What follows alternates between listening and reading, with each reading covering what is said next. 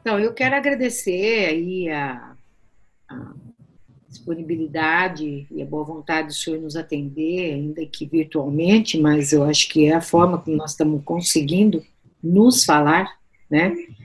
E sempre a demanda nossa, sempre aquelas demandas que são históricas, né?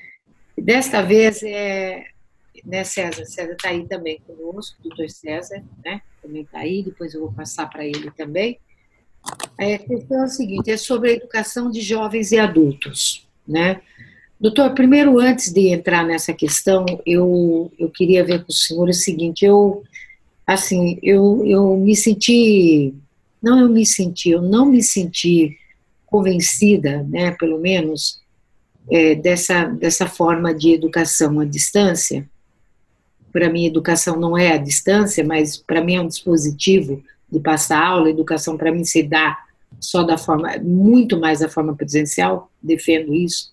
Eu respeito as tecnologias de informação e comunicação, isso tem que ser acesso para todos. Essa é a razão segundo a qual a POS se opõe. Nós sabemos que quem mais precisa, mais uma vez, vai pagar o preço aí de não ter acesso, porque não teve dinheiro para comprar. Quer dizer, sempre é o quesito econômico que determina as condições, né, de o aluno poder, do estudante poder participar ou não. Considero uma vitória espetacular, né, ter adiado o Enem para os alunos do ensino médio. Então nós vamos ter que pensar na volta da pandemia, qual é o olhar que nós vamos ter, se vai ser a gente dar aula, ou vamos focar nos alunos do ensino médio. Acho que essa é uma questão também que a gente tem que começar a debater, porque seja em dezembro ou janeiro, né, esses meninos vão ter que ter um forte impacto aí, né, nosso mesmo, de como vamos trabalhar o conteúdo para que eles venham fazer essa avaliação. E uma outra modalidade que eu considero assim importantíssima é a educação de jovens e adultos, né? Essa não pode esperar mais. Essa não tem como esperar mais. Por quê?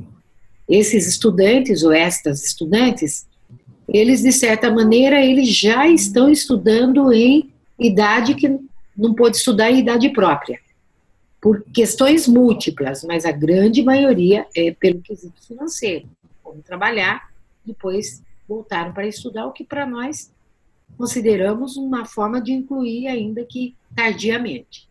Pois bem, o que está acontecendo é que não tem, nesse semestre, ele está acabando, e a gente não tem clareza, né, do que vai acontecer com as turmas. O que vai acontecer com as turmas? E o governo vai abrir novas turmas? Porque se ele instituiu e tem o respaldo da justiça para oferecer a educação de jovens e adultos, então que eu faça. Não, porque então estamos na pandemia, nós não vamos oferecer mais turmas, então eu não vejo nenhuma chamada ativa, nenhuma, sabe, para isso. Ele tem que continuar chamando. Ele optou por educação à distância, ele faça à distância a qualquer horário, como é o CEJA, né? O CEJA funciona assim.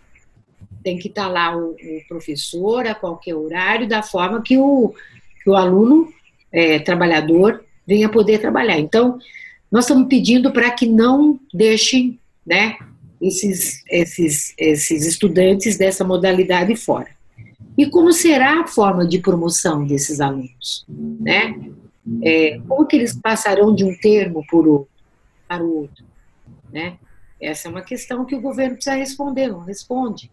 Aliás, pelo amor de Deus, eu nunca tive tanto, olha, eu já vim aí com o senhor várias vezes, talvez reclamar do resultado do diálogo, mas da falta de diálogo nunca fui. Nesse aí eu não consigo uma conversa assim, que eu estou tendo com o senhor, não estou conseguindo. E eles não estando aí cai na primeira questão que eu coloquei, doutor, eles não estão abrindo novas turmas, né, que deveriam ter para o segundo semestre. E a nossa posição é, assumiu a educação de jovens à distância, abra novas turmas. A pandemia não pode ser a justificativa para isso. Essas são as questões, não sei se o César quer complementar, doutor. Por favor, doutor César. Mas essas foram as questões que diante da reunião que eu fiz com todo o Estado de São Paulo, a diretoria, chegaram às nossas mãos. É isso mesmo, Bebel, é dessa forma, porque o que tá gerando temor na rede, e a gente sabe de pais de alunos e tudo isso, é não saber o que vai acontecer com o filho dele que está passando de um ciclo para o outro, né? E também não se sabe se vão abrir ou não vão abrir novas turmas do primeiro ciclo, que embora sejam anuais, também são semestrais. E como o EJA termina no semestre, também tem esse momento agora das avaliações. E aí o que está acontecendo na rede é que os professores estão preocupados com isso, o que fazer com relação às avaliações do EJA, tal como a Bebel colocou. Né? É uma preocupação que está pegando bastante na rede neste momento agora por conta do fim do semestre, né, que está chegando e é o momento que se encerram os ciclos, não é, Bebel? Sim. Deixa eu fazer um breve panorama de como está a nossa situação aqui. Bom, vocês estão acompanhando, uma situação excepcional, bastante caótica, né, cheia de incertezas, de dificuldades. E o que aconteceu no Ministério Público foi que logo que houve a suspensão do trabalho presencial, e quando assumiu o novo procurador-geral, né, no finalzinho de abril, começo de maio, ele criou um grupo de trabalho, um gabinete de crise, vamos chamar assim, para tratar dos impactos da pandemia nas várias áreas de atuação do MP. E criou comitês temáticos, né? Então, um dos comitês é o Comitê de Educação, do qual eu faço parte. Qual que era a ideia desse gabinete de crise? Era a gente fazer contato, né, com especialistas, com, enfim, legislativo, executivo, sociedade civil, para tentar buscar subsídios que pudessem gerar alguma articulação entre as promotorias do Estado para a gente, primeiro, identificar as prioridades, né, os problemas prioritários e tentar tomar medidas mais uniformes, né? Porque normalmente a gente sabe que o Ministério Público atua com a questão da independência funcional, a gente tenta, né, claro, estabelecer alguns parâmetros, né, alguns enunciados, algumas teses, mas agora, nesse momento de crise, a gente entendeu que era fundamental uma ação mais articulada, porque já tem um problema de coordenação enfim, do que fazer, né? Esse comitê, num primeiro momento, a gente fez um levantamento das coisas que estavam aparecendo como demanda pelo Estado na área da educação e verificamos 4 pressões principais, né? Alimentação escolar, acho que foi a primeira que apareceu, educação infantil, a questão do ensino remoto, e aí dentro do ensino remoto, das atividades remotas, uma série de problemas, né, o calendário, a questão do que é computado como trabalho efetivo, como dia letivo, o que é substitutivo, o que é complementar, e o outro tema é a transição e a retomada das aulas presenciais. Então, basicamente, foram esses 4, além da questão do Enem, que estava um pouco já encaminhada, né, com várias pressões aí da sociedade civil, que acabou se resolvendo.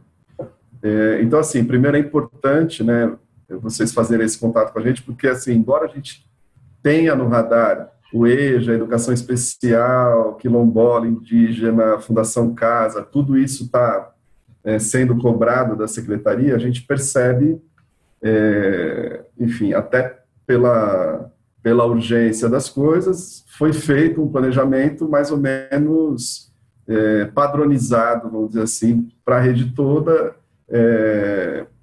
e que aparentemente não conseguiu ter um cuidado com cada uma dessas modalidades. Nós já fizemos pelo menos 3 reuniões com a Secretaria Estadual de Educação.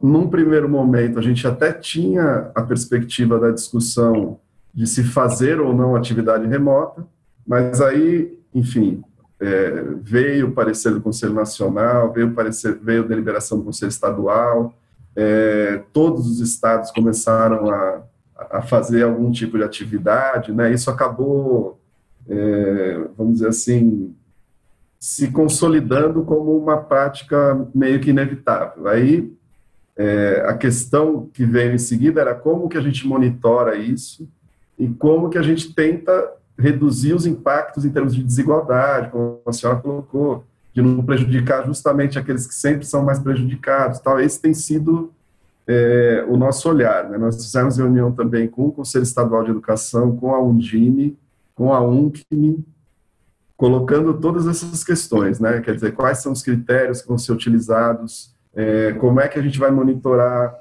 porque os dados são muito vagos sobre quem está conseguindo acessar as plataformas digitais, a gente não sabe com que qualidade acessa, que tipo de aproveitamento está acontecendo.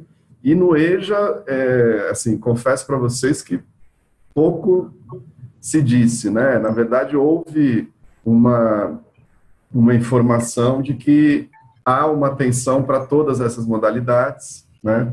Mas, assim, detalhadamente, eu não saberia dizer o que de fato está acontecendo, qual que é o planejamento. Como nós já temos procedimento no GEDUC, né, sobre esse tema, eu vou encaminhar, esses inquéritos estão com o Dr. Daniel, mas eu vou passar, né, a preocupação, e a gente tem, na verdade, a gente está acompanhando de dois jeitos, né? Então, tem um acompanhamento que é um pouco mais geral sobre os impactos da pandemia na educação em geral, né? E saber qual que é a política do Estado neste momento e na retomada eventual de aulas, né? Quer dizer, a gente espera que a gente tenha a retomada, e no pós-pandemia, porque a gente vai ter, eu acho que, impacto ainda para anos, talvez, né? Vai ser muito complicado. Cada vez que a gente se debruça sobre os detalhes dessa volta às aulas, é um tema novo que surge, né? Uma dificuldade nova. A gente tem acompanhado, inclusive, as iniciativas internacionais para saber como é que as coisas estão acontecendo. Aqui no Brasil, parece que o Rio Grande do Sul, primeiro que soltou, né, um protocolo de volta às aulas mais ou menos organizado, ali, intersetorial. Aqui em São Paulo ainda não foi divulgado, mas, enfim, em relação ao EJA especificamente, eu vou fazer esses encaminhamentos, cobrar essas informações, né, que estão sendo pedidas, na verdade, encaminhar para o Dr. Daniel, pedir para que ele dê andamento nisso. Dizer para vocês que a gente está acompanhando nesse comitê de crise, prioritariamente esses 4 temas que eu falei, educação infantil, alimentação escolar, atividades remotas e o retorno às aulas presenciais. A gente já nas conversas colocou essa preocupação, tanto secretaria estadual quanto municipal, de que a gente precisa de um planejamento de reposição efetivo, de reforço, recuperação, que não seja discriminatório, né, que a gente não considere qualquer atividade como trabalho efetivo, né? Então, tem uma série de questões aí. Acho que a Assembleia e a APOESP também podem, né, nos ajudar nesse diálogo. Tem 2 questões até que eu acho que seriam interessantes de ser tratadas também na Comissão de Educação, não sei se seria possível, que eu até conversei com o professor Hubert, do Conselho Estadual, sobre os vestibulares das universidades estaduais. Né, porque a gente teve notícia do adiamento do Enem, mas eu não soube ainda se USP, Unesp e Unicamp tomaram alguma medida nesse sentido. Aliás, né, talvez até, eu não sei como é essa discussão, francamente, historicamente, não sei como mas num vestibular unificado, principalmente nessa situação, talvez fosse importante para os estudantes, né? E a outra questão são os vestibulinhos para a ETEC, né? Porque o Centro Paula Souza também vai fazer vestibulinhos para o ensino médio, e aí eu acho que tem essa grande dificuldade, porque o calendário deles vai ter que se adequar ao calendário do sistema estadual, e ao mesmo tempo, se eles fizerem o vestibulinho muito cedo, vão gerar um prejuízo grande para os alunos da rede pública, né? Na questão das universidades estaduais, tem a questão da autonomia universitária, por isso que eu acho que talvez via Assembleia Legislativa seja mais interessante essa conversa, né? E as ETECs também, né? Porque eu acho que, enfim, nesse momento é mais interessante a gente conseguir consensos do que tentar as medidas judiciais que a gente viu que tem sido complicado, né? A gente conseguir que o judiciário discipline questões nesse momento de pandemia já tem uma certa linha, principalmente no Tribunal de Justiça, de dar protagonismo para o executivo na coordenação das políticas em todas as áreas, né? Não é só na educação, não. Em outras áreas aí também, ambiental, questão de água, tal, a gente já teve decisões mais ou menos parecidas, no sentido de que, nesse momento, é melhor o executivo coordenado que o judiciário interceder. Então, salvo ilegalidades muito gritantes e pontuais, eu acho que é um caminho que a gente precisa avaliar bem antes de usar. Basicamente, é isso. Bem, doutor, nessa última etapa que o senhor colocou, sobre os vestibulares das universidades estaduais, entre os vestibulares e para a ETEC, eu queria ouvir do senhor o seguinte, porque através da Assembleia a gente conseguiu, pelo menos, uma articulação muito boa, por conta da CPI das universidades, nós conseguimos uma articulação muito boa com os reitores, né, da Unesp, da USP, da Unicamp, e também as ETECs, né? A gente poderia pensar, não sei se é o caso, porque a semana que vem a Assembleia Legislativa deve voltar à normalidade de forma remota aos espaços de debate, por exemplo, audiências públicas. Eu acho que vou chamar uma audiência, vou chamar uma audiência pública nesses 3 pontos aqui. Gostaria de convidá-lo, eu acho que seria de suma importância que o senhor participasse, até para a gente colocar um pouco essa questão. Poxa, se o Enem, né, já saiu, eu já me sinto aliviada, porque eu estava muito preocupada com, caso mantivesse, não ia ter como manter, mas tá, ia ser aquela tensão até setembro, né, jogou para dezembro, janeiro, mas tá, se tiver que mudar, vamos fazer gestão sobre isso, mas o Senado, de certa maneira, já assumiu, né, um papel.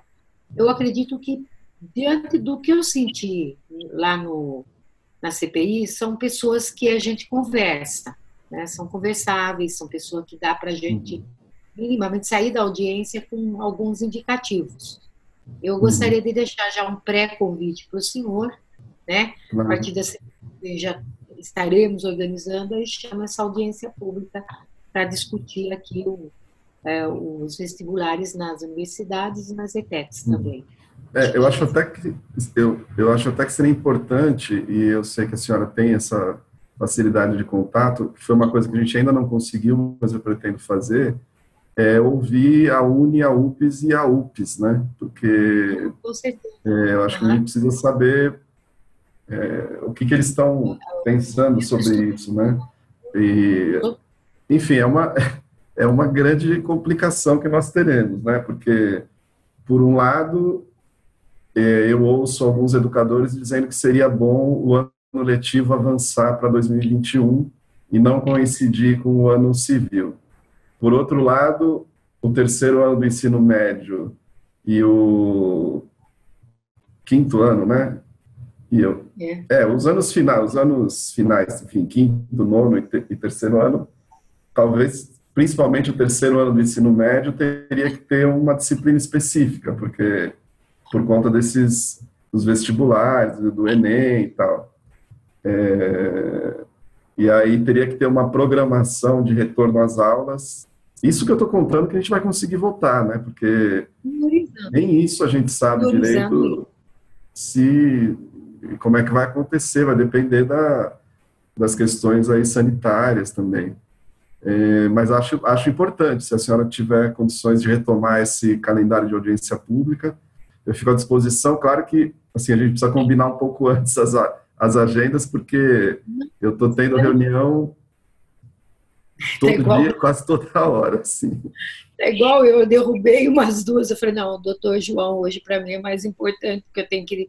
É uma pauta que, pelo amor de Deus, eu não posso abrir mão dela. Mas eu também estou nessa vida. Eu derrubo uma, gente... a outra, volto. É muito difícil. Mas, doutor, eu acho que foi... Sim, nós vamos chamar o movimento estudantil, isso é praxe, como também vamos chamar o sindicato lá da Sinteps, também o movimento... Tem o movimento estudantil das ETECs, do Novatec, tem tudo. Aí a gente faz uma mesa bem ampliada, eu acho que a gente pode, sim, chegar a um denominador comum. E aí já sai com a tarefa de, a semana que vem eu começo a organizar. Portanto, a semana que vem a gente vai calibrar, nós vamos calibrar as agendas aí, porque acho que está todo mundo tomado. Eu estou trabalhando 3 vezes mais que trabalhava, então está muito mais difícil. Mas, de qualquer forma...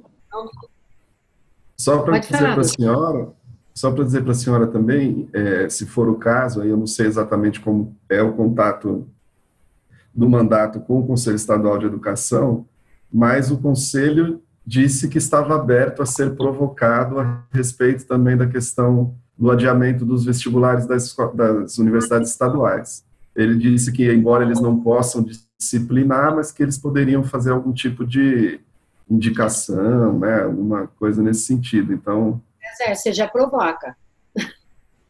Eu já falo para o César provocar, você já provoca. Eu acho interessante. E vou convidá-lo também. Quem sabe, doutor Hubert, eu trabalhei com ele na secretaria. Ele foi secretária adjunto da secretária Rosinil Bauer. Deixou um trauma para nós na educação. Mas eu acho que vai ser legal a gente também convidar o Conselho Estadual de Educação para que a gente consiga, sim, sair com uma pauta, né? Aí, meio que difícil, mas a gente tem que aceitar isso aí. Assim. Doutor, muito obrigada, né? Não vou falar uma feliz quarentena, porque não é feliz, a gente gosta de estar na rua, eu acho que estamos todos aí querendo, né, aí a gente vê o quanto que é importante o abraço, o aperto de mão, né? Não é uma simples ato, é um ato humano, né? Então, olha, vamos aguentar, nós vamos sair dessa. Espero que a turma tenha juízo, se cuide, né? E tenho certeza, nós estamos nos cuidando para nos encontrarmos pessoalmente, tá? Muito obrigada aí pela disposição. Obrigado, eu que agradeço. Até logo, saúde.